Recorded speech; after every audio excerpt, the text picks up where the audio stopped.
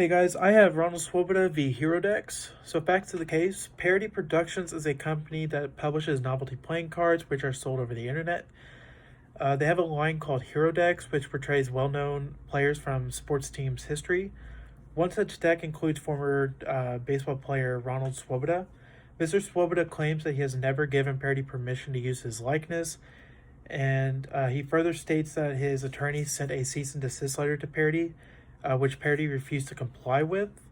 In that case, Swoboda filed a lawsuit to stop Parody from the continued use of his likeness and sued for damages for violating his right to publicity and for unjust enrichment.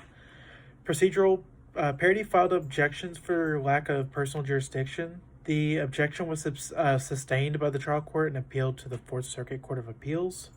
So the issue at hand, did Parody Productions, an internet merchandiser, establish sufficient minimum contacts with Louisiana to be subjected to personal jurisdiction?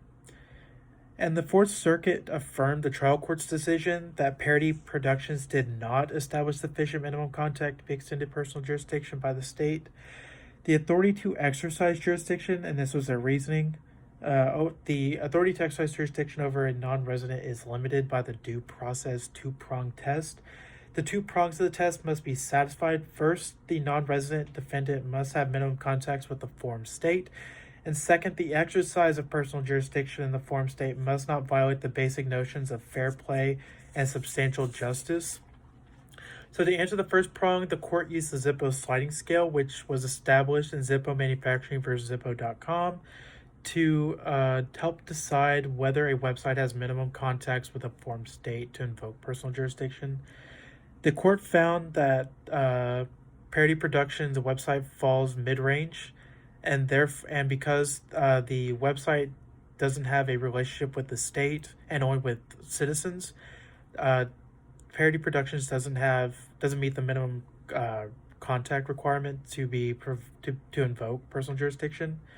And the U.S. Supreme Court has maintained that the mere unilateral activity of those who claim some relationship with the non-resident defendant cannot satisfy the requirement of contact with the forum state.